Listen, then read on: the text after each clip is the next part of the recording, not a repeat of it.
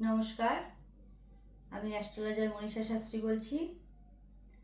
অনেক সময় দেখা যায় যে মানুষের যে সমস্যাগুলো হয়তো কিছুদিন আগেও ছিল না, এখন করে হঠাৎ করেই দেখা যাচ্ছে। আমার কাছে এমন অনেকেই আসে, বলে আমরা কিছুদিন আগে ভালো ছিলাম, কিন্তু হঠাৎ করে আমাদের দাম্পত্য লাইফে অশান্তি আসছে, বা এমন অনেক দেখা যাচ্ছে যে তাদের সন্তানদের ক্ষেত্রে হঠাৎ করে কোনো সমস্যা চলে আসছে।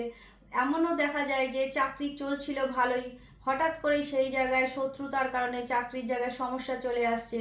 তাহলে সব সময় যে সময় খারাপ চলবে বা সব সময় যে সময় ভালো চলবে এমন কিন্তু কোনো কথা নেই।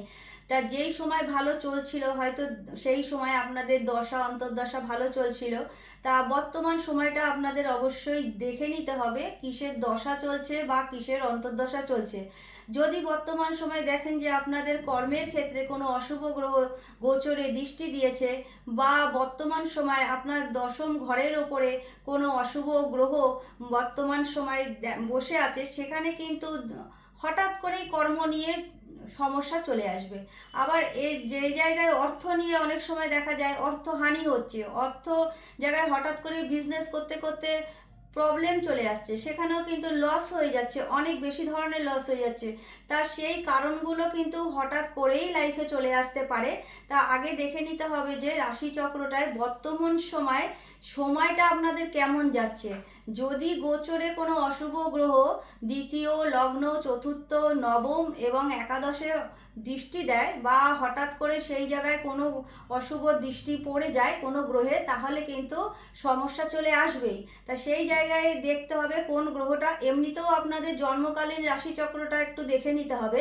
সেখানে যদি দেখা যায় যে শনি গ্রহটা বা চন্দ্র শনি কানেকশান হয়েছে, বা চন্দ্র রাহুর কানেকশান থাকে, তাহলে কিন্তু বলা যেতেই পারে যে কোনো না কোনো সময় যখন দশা খারাপ চলবে বা চন্দ্রের ওপরে শনি চলে আসবে, বা শনি সাড়ে সাতি বা শনির ঢাইয়া শুরু হবে, সেই সময় কিন্তু মেন্টালি একটা ডিপ্রেশন আসবেই। হঠাৎ করে কোনো সমস্যা চলে আসতে পারে, সেটা মানসিক আঘাত আসতে পারে, বা সন্তানের থেকে আসতে পারে, কর্মক্ষেত্র থেকে আসতে পারে।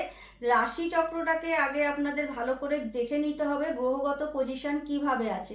অনেক সময় অনেক মানুষ আসে যারা জিজ্ঞাসা করে তাহলে আমরা কি পুজো করব, বা কি দান ধ্যান করব, বা কোন দিন দান ধ্যান করব, সেগুলোও কিন্তু আপনাদের রাশি চক্রের উপরেই নির্ভর করবে। যদি আপনাদের রাশিচক্রের যে গ্রহগুলো খুব উইক পজিশনে আছে, সেই জায়গায় কিন্তু আপনারা সেই সব গ্রহের আপনারা দান করবেন।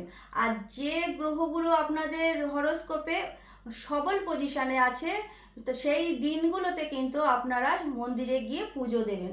তা আপনাদের রাশিচক্রের ওপর বেস করেই কিন্তু আপনারা দান ধ্যান করবেন। অনেকেই দান ধ্যান করতে খুব ভালোবাসেন, কিন্তু প্রত্যেকটা দিন কিন্তু সবার জন্য দান ধ্যান করা উচিত নয়।